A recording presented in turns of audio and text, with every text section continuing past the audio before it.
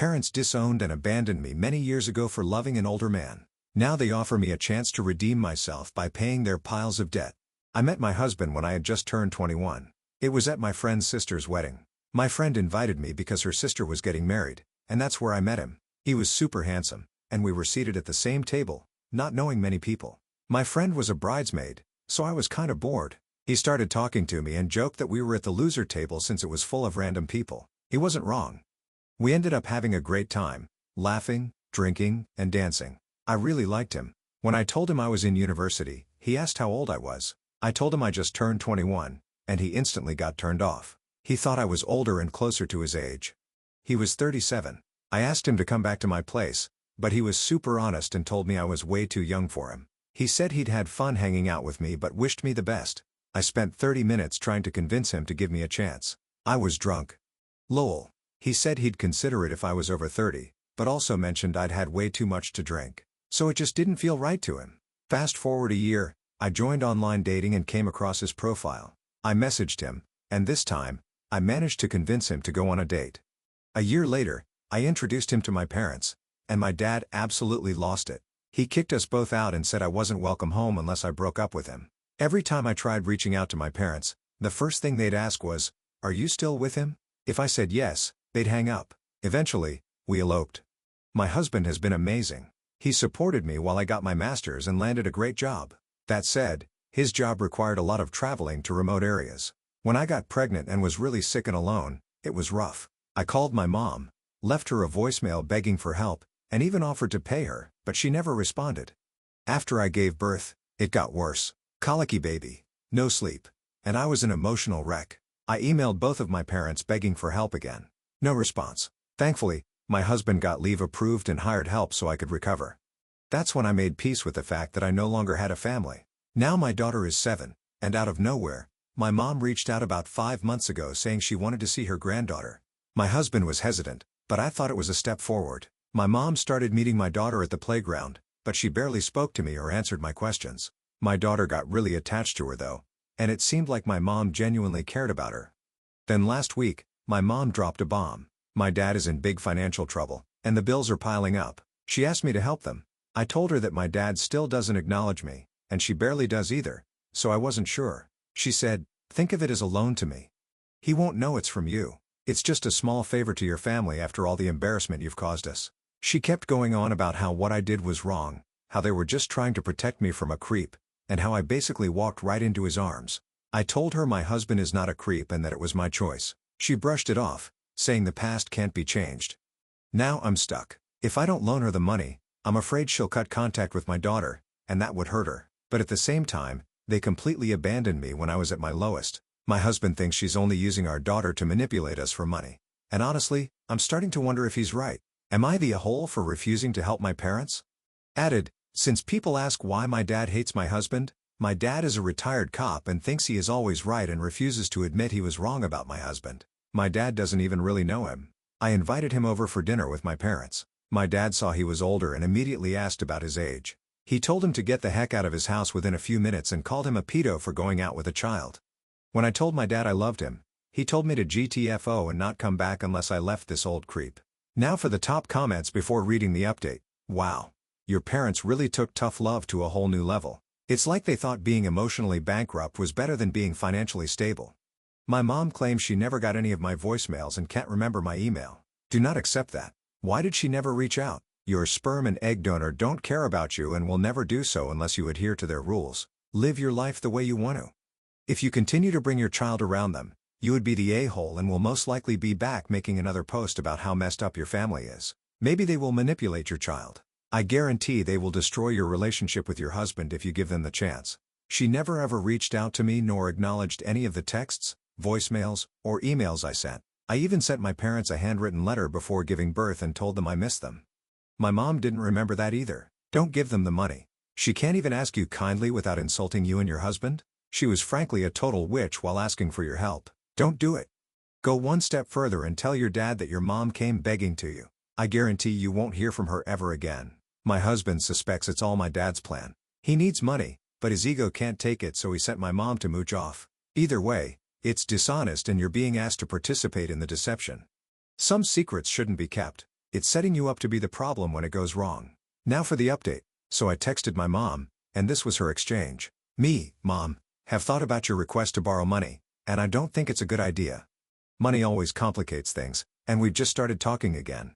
This could hurt all of us. Mom, you haven't changed one bit. You're still the same fool who ruined her life for an old creep just to piss off her dad. After years under his thumb, your brain is completely rotten. You're an embarrassment. I feel sorry for your child to have a mother like you. This was your last freaking chance to make amends. Don't contact us again. You're a damn crazy woman. We're embarrassed by you. And, yes, I got my closure. Next story. Am I the a-hole for offering no sympathy to my husband when his dad crossed a boundary? I'm currently pregnant with my second child. I found out 3 days before Christmas and told my husband the following day. He was pleased as punch. Myself, excited but more than a little nervous. A big mixed bag of feelings. For this and other reasons, I asked my husband if we could keep the news between us for a while, to let me process and adjust to this new reality before sharing it with our family and friends. His response, I'm so excited. Can I just tell work friend? I repeated that I would prefer to keep it between us for now, at least to get through the holidays without all the focus on us. Fewer than 10 minutes later, he says, work friend is super happy for us. And I told other friend, she says, congratulations. I let him know I was disappointed and thought his behavior was super disrespectful and crappy. But whatever, it was out of my hands now. He assured me he wasn't going to tell anyone else.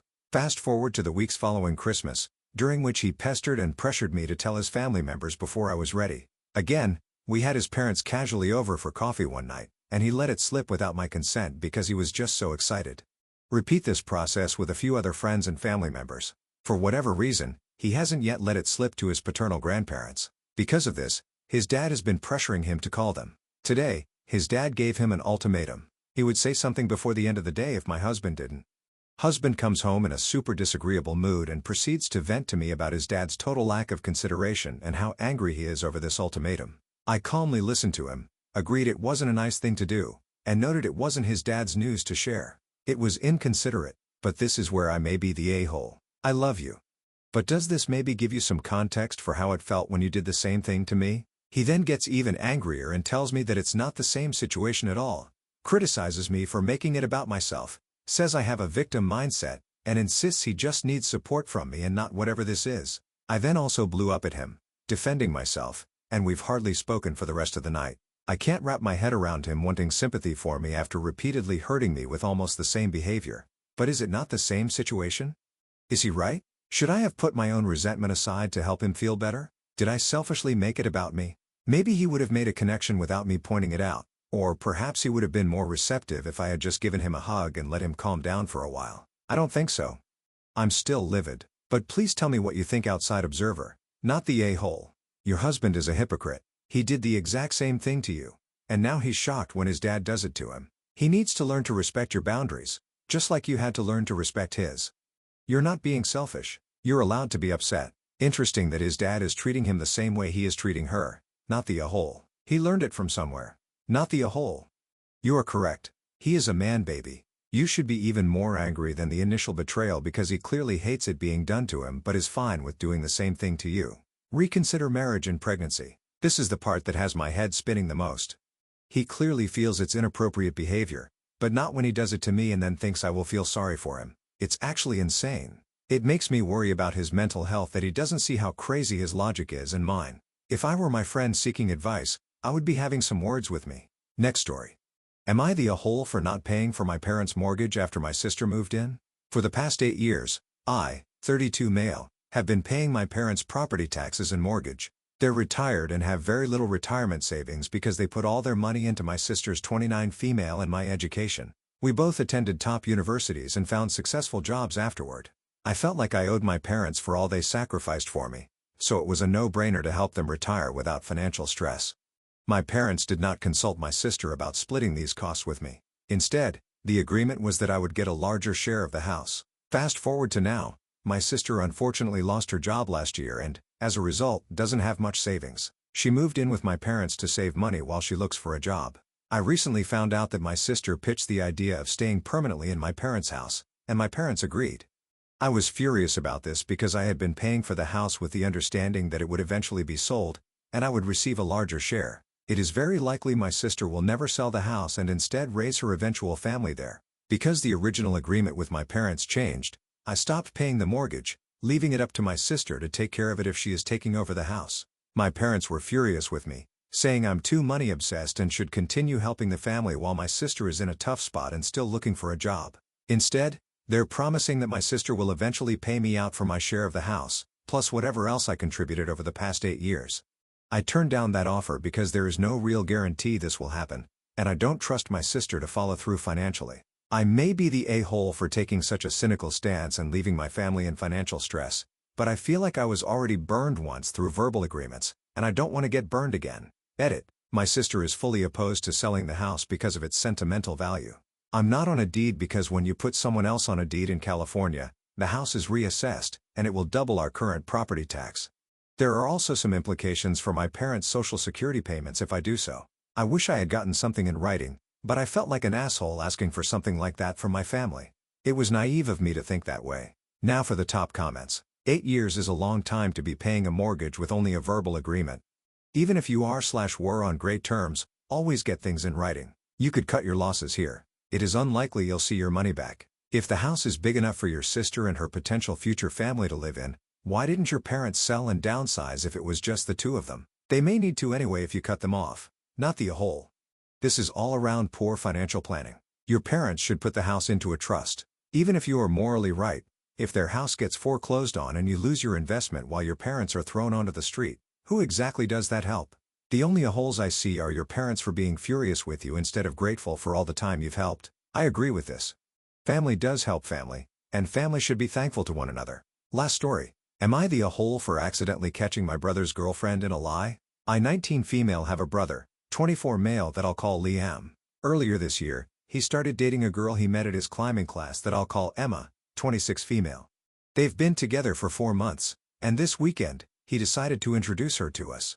They arrived yesterday and are staying until tonight. She is a really nice person, and we got along well. At one point, my dad asked her what she did for a living, and she said she was a lawyer. I was super interested because I'm currently studying law and have wanted to be a lawyer since I was maybe 10. So I was very excited to ask her questions about it. I asked about cases she had, how she studied to become a lawyer, what her days looked like, and many other things. I might have been a little overenthusiastic and annoying, but I didn't realize at the time and was just excited to talk to someone about my dream job. At one point, she said something that seemed incoherent to me. The details might be long and boring, but basically, she said something that isn't technically possible. I was curious and a bit confused, so I asked her how that was possible because I thought she's the professional, so she must know better than me. But as she tried to explain, she said more incoherent and impossible things. It was kind of like if someone was quoting things from Grey's Anatomy to doctors, if you see what I mean. I asked more questions to understand, and that's when she admitted that she wasn't actually a lawyer and worked at a bookstore. She told us she was very sorry for lying and then left the table, and my brother followed her. My parents kind of scolded me for being intrusive, and when my brother came back, he was a bit angry. He started telling me that I was wrong for interrogating her, that I made her uncomfortable, and that she had lied because she was embarrassed about her job. He said I just made her more embarrassed. Naomi hasn't been talking to me since, and neither has Emma. I'm not sure I'm in the wrong here, but they all seem to think so. I get that me asking questions might have been annoying or a bit too much, but I truly didn't have bad intentions. I was just excited to talk about it with someone. Also, I don't understand how everyone is so okay with the fact that she lied to my brother for 4 months and then also lied to us. I get being embarrassed, but I don't know. It's still a bit weird to me. I genuinely liked her and never meant to make her uncomfortable.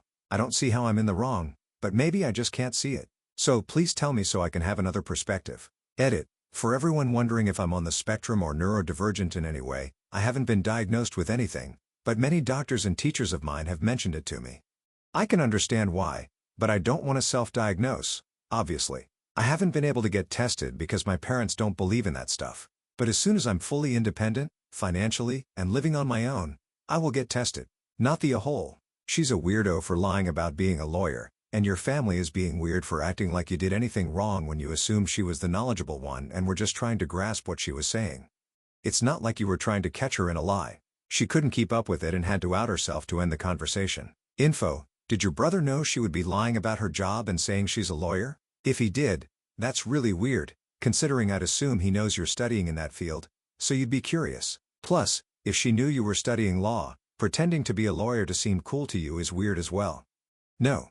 My brother didn't know she was lying because she had also told him she was a lawyer when they met, and he also just found out it was a lie. I'm guessing she lied to him when they first met, didn't expect it to take such proportions, and was kinda stuck in her lie. I can have sympathy for that, but it's still really weird. He's probably doubling down and trying to make you the bad guy, so he doesn't have to feel his own embarrassment at being fooled for months.